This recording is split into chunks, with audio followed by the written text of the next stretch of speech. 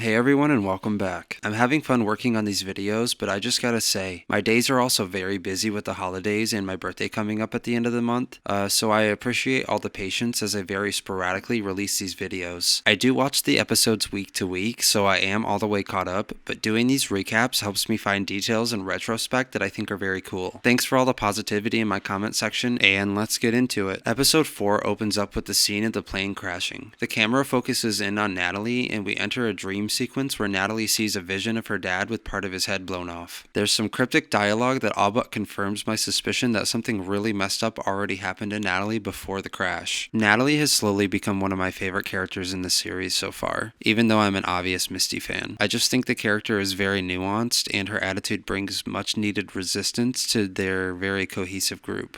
Natalie wakes up from her dream to Lottie staring at the attic stairs. She once again reiterates, "I think bad things happened here." This time, I really don't think she's referring to the cabin itself. I think she means the forest where they currently reside. We slide into a scene of adult Natalie who gets a call from Misty. Misty is reading from a script on her computer on how to comfort a grieving individual. Natalie reiterates that she's out to find Travis's killer, and Misty once again tries to force her way in on Natalie's plan. Natalie, however, is not really receptive to Misty's help in this situation and then blows her off. The scene ends with a shot of Misty silently calculating her next move. After the intro, we cut to young Misty helping Coach Scott to, relieve himself in the woods. She starts to sing Breakfast at Tiffany's, and I can't. This series is equal parts disturbing and hilarious. Travis is acting rash and practicing poor gun safety around all the girls. They scold him for it, as does Coach Scott arriving back from his bathroom break. Travis is probably my least favorite character in the series so far. Rolling your eyes and being a dick to everyone around you isn't really a personality trait, but that's Travis for you. Coach Scott guides the teens through basic gun safety training, but stresses the fact that they need food, thus the need to secure hunters for the pack. The group have varied reactions to the news. Natalie returns to her childhood trailer where her mom still lives. The place hasn't changed much since her youth. It's clear at this point that Natalie survived a dark and abusive past, which gives me that much more respect for the character. We see a past scene with Natalie and her friend Kevin Tan. Nat puts on some music and Kevin tries to color his nails with a Sharpie, but she offers to paint them instead. It's clear they have a history and that Kevin has a thing for Natalie, but before the conversation can go any further, Natalie's dad comes barging in and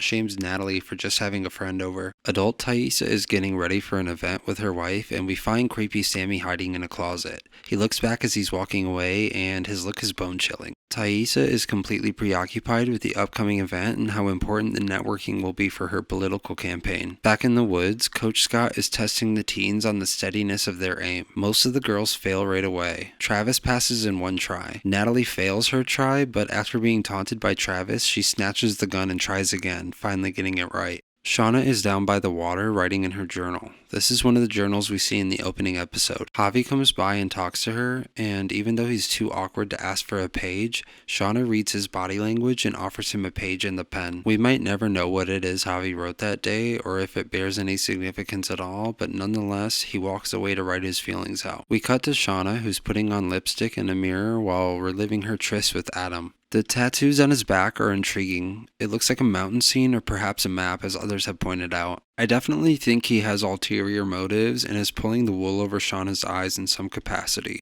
The fact that he pretty much caused her to rear-end him so he could worm his way into her life, using specifically curated book quotes and showing up at all the right places at all the right times, it's just too obvious that he's not who he says he is. Back in the woods, Coach has set up the next training course in the form of target practice. Throughout the competition, Travis mocks Mari and Natalie and shoots every can but the last one. Natalie taunts him back and calls him Flex, and he turns around and points the gun straight at her. Coach Scott intervenes because, let's face it, Travis's impulses and anger are out of control, to the point where it feels like he might be a danger eventually if they let him continue. Natalie gets all of her cans on the first try, earning the approval of her fellow Yellowjackets. Adult Natalie is on a date with Kevin Tan, and Natalie apologizes for Misty's weird texts. The conversation quickly switches to Travis. Natalie fills Kevin in on the situation, and Kevin fills Natalie in on his life since they last spoke. Outside, Misty has brought one of of her patients, and she's stalking Natalie. Young Natalie and Travis are being instructed by Coach Ben to rely on each other, and both take off into the woods, tensions beginning to boil. At the event, Taissa's networking, but has her eye on one woman in particular whose funding she's after. Taissa thinks this woman could be the ticket to securing the ballot and is subtly trying to work up the courage to talk to her. Shauna is out on a date with Adam and is trying to relive her misspent youth. She pretends not to have an ID so she can get someone else to buy them booze. I imagine that in many ways, their teenage years were stripped from them and they were forced to grow up as soon as that plane crashed down. And it makes total sense that one would try and make up for lost time, no matter how silly these things may seem as an adult.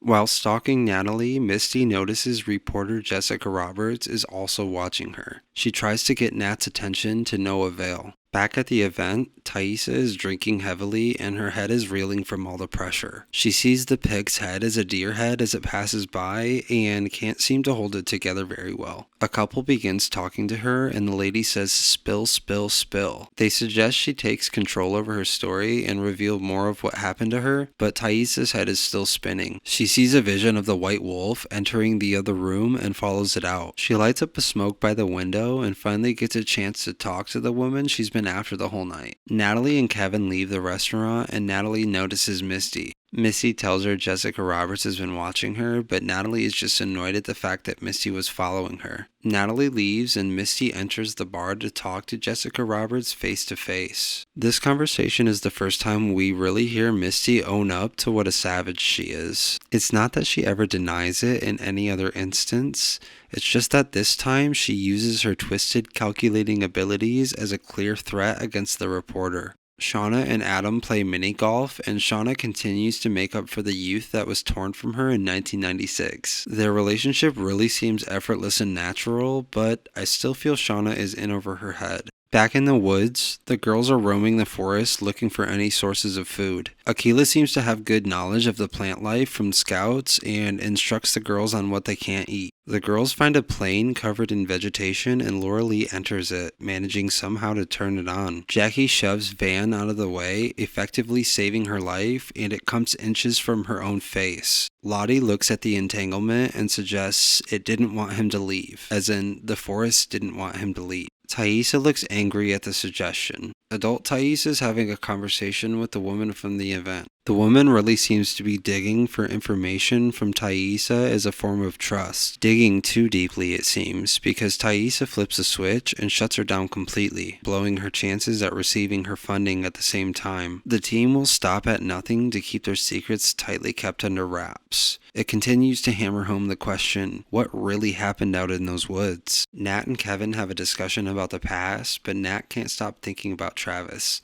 Kevin offers to help, and Nat is overcome with relief. Young Natalie and Travis return to the scene of the crash, and we discover the origin of the name Flex. The entire time he's telling the story, Travis is also digging up his dad's body to try and retrieve a ring to bring back to his brother Javi. Now that Travis let down his walls a little, and Natalie can see that he's a little bit tortured just like her, she offers to help him. Natalie has to cut Coach's finger off and retrieves the ring while Travis sobs behind her. The two make their way to the broken plane and they bond over their paternal issues while Nat lights a joint. We see that Natalie has, for perhaps her entire life, learned just how to navigate relationships with broken or toxic men, her father being the first iteration of this. We know that, as a character, she's defensive because she has to be. As her mother gets abused, Nat takes her dad's gun and threatens him with it. The conversation with Travis cuts back in, and she helps offer advice for coping with the grief of parental loss. Adult Natalie says goodbye to Kevin Tan, thanking him for his help and also giving him a kiss on the lips. Adam and Shauna are continuing to live out her fantasies of being spontaneous, and the two are getting ready to jump off a bridge into water. Shauna sees an ominous vision of Jackie, who warns her that someone's going to get hurt, but she shakes it off, committing to her night with Adam and the danger it involves. Natalie and Travis manage to find a deer, but the shooting scene is intercut with the scene of her dad, where she's too scared to shoot him. He takes the shotgun right from her, and while taunting her much like Travis did earlier in the episode, he falls and accidentally blows his own head off. Through tears, Nat manages to finally shoot the deer, and the two bring it back to the cabin where some of the girls have foraged edible plants. The teens ask what they should do with it, and Coach Ben suggests that they first bleed it out. When he offers the knife, Misty volunteers first, happy to assist Ben in anything he asks, but everyone else seems reluctant, except Shauna, who seems morbidly fascinated with it. She cuts the deer across the throat and begins to bleed it out. We then see a visceral scene of the crew eating venison around the fire, with Shauna serving as the butcher. Travis gives his brother his dad's ring, and it makes Natalie happy to see him being nice for once. As Coach Scott gets up from the fire to hobble away, Misty trips him, causing him to fall and look up at her in disbelief. Adult Misty calls Shauna, and Shauna is pissed that she's hearing from her. Misty informs her that Travis is dead, which seems to shake her, but Misty seems amused by the ordeal, to say the least. Shauna closes the door and comes home to her husband Jeff after a night out with the man she's been cheating on him with. And that concludes the episode. I didn't manage to find a lot of hints in this episode, but if anybody else did and they've got any ideas, feel free to drop them down in the comment section. And that's all for now. If you've been following along up until this point, what did you think of the episode, and do you have any bigger theories for the show? Let me know in the comments section, and as always, good morning, afternoon, or night, wherever you are.